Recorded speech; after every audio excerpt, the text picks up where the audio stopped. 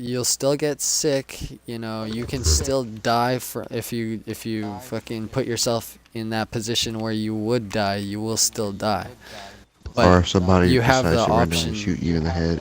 Yeah, yeah. But you have the option to choose a different path. There's always the option to live. Let's say that as long as I want to choose that option, even though I don't know what option it is, I will automatically choose it. Like, let's say if I was put in a position where I had to make a choice, and that choice would choose if I died or not. If I accidentally chose the way, like, I would choose both ways in reality, right? Like, the computer program has the information for both possibilities of either choice being chosen by the player of the game, and I'm the player of the game, right? Now, because I click the continue button when I die, even if I do choose the wrong decision, I come back and I get to choose the right decision. But what if you So don't want to come back? I do. That's where you cease to exist. Yeah, well, as soon as you stop having the will to live, you are given the option to kill yourself and to leave. or Then you go could where? just get killed. Where would you go? You would just stop existing. We could say that in this universe you've ceased to exist. Because people do cease to exist as humans in our universe. We have people who are born and then who die and then they go into a funeral. But that's when you look at it from an outside perspective. You're not looking at it from his perspective. You don't know if he experienced dying or if it seemed like he experienced dying because we witnessed him die, right? So why can't I? Yeah. So it's kind of like a big MMO in a way. Yeah, it's exactly that way, dude. Now imagine this, right? Imagine that God, let's say that God is actually just the creator of our video game that we're living in, right? Yeah. Let's say if the reason why this God made our universe or our video game or whatever is because he was bored as fuck and he had unlimited potential. And he was in a void space of unlimited information that he could access whenever if he just wanted it, and he could create it and he could do whatever. So he was bored as fuck with looking at porn and jerking off and watching like fucking possible things that he wanted to happen, right? Let's pretend it's almost like us, right? we're in this universe, and we have unlimited power, and we're the only thing that truly exists, and we create everything around us. We're the creators. And we keep creating these simulations because we're having fun, right? And we're making these things that do things, right? And it's fun. But then we eventually get bored because there's no level of interaction with something that is on our level. So what we do to compensate for our dilemma is we create a universe where we're able to exist inside and interact with things of the same level of intelligence by playing the game multiple times and starting it over at different times. Ah. So each time that a human experiences a lifetime, their lifeline or whatever, like their timeline of life, right? Each one of those is just a playthrough of this game. And they were all played through at the same time. Because there's no time. Time doesn't exist. It's just a concept. So they were all played at the same time. And so we can have any life, any possibility. We can experience all these things, and we can interact with something that's as smart as us. But the problem is that we are God, and God is a creator, and everything in our simulation that we've created is not a creator usually, right? Like it's not able to create and manifest its own things because it's like we created it, right? It's just like a AI, artificial intelligence, not real. But the problem is that each time that we play it as a human, like technically each one is real. So what ends up happening is because God is the one playing, his personality is to create stuff, and so humans end up becoming the only species out of all the animals that create stuff. And then we get so intricate with our creations that we're able to create universes inside of this universe. And that's what our video And we games call it are, the our multiverse. universes. And we're almost at the point where we're creating artificial intelligence that's able to create things. Well, we can already do that, but able to create unique things and have a personality. And basically, we're creating creators the same way our universe creator might have created us. We are truly 'cause gods didn't inside they of just a recently universe. make a robot that could cry, like could feel emotion and everything? That's the thing, is that they No, already have computer programs that feel emotions and don't understand. they just don't have actual AI yet doing it, but soon. Yeah, well, they just don't have it interacting with the public in the way that we might imagine them to do it in the future. You know, like to the point where you're going and talking to people who are actually AI. Right, right. Although some people would say That's some these crazy stuff to think. non-binaries are actually AI. I mean, we I have was AI just already. You know, like when we have to talk to the automatic services when we call it bank or something. That's his form of AI right there. It's not very Exactly. smart, but it's still a Yeah, form. we do interact with AI, just not at an emotional level yet, right? It's Yeah. more of an informational level where we're just like hmm Yeah, they're setting like up serving shit. us. Yeah, look at Alexis by Amazon. Yeah, our Siri. And Or That's Siri. perfect. Siri on your phone.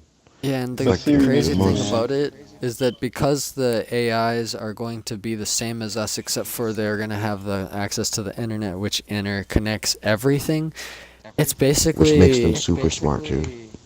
yeah, Know it's everything. basically like if we don't put a hold on them the same way that our God put a hold on our universe, then we're not gonna be able to stop them, and they're going to overpower us and become vastly more powerful than us, to the point where they're like gods compared to us. Exactly. It wouldn't be good to make something that could think on a higher level than we can. Like, we Exactly, can't exactly. That's the use, what, problem. 13% of our brain? If we No, can that's make not true. something that But can access the internet at will, the thing about the percentage of the brain, that's just a metaphor. It's not true. Like, Like yeah, we we use every actually part do of our use our brain. It's whole just that we brain. don't use it all at yeah, once. yeah, that you know what I mean by that. I don't, But the thing is, because we're not on a high enough level to access the brain to its full potential. If we could use the oh yeah, brain yeah, I know what all you at mean by once, that. we might actually be able to intertwine ourselves with the web. I mean, it is all just information, ones and All right. zeros. Let's say that ooh, let's say um, our our existence relies on certain things, right? We rely on Yeah, food and energy and shit to to keep going, so we need fuel, right? yeah, And we need very specific conditions for humans, so we need to shelter, uh, and we need like oxygen to breathe and shit. Like we need all these different things, right? That makes humans weak. It makes us yeah. extremely vulnerable to the properties of the universe. You know, the elements of nature are extremely powerful to humans. Even though we have this magic and all these all this technology and all this intricate thinking and creation and like changing things like that no other animals have, that we uniquely have as humans.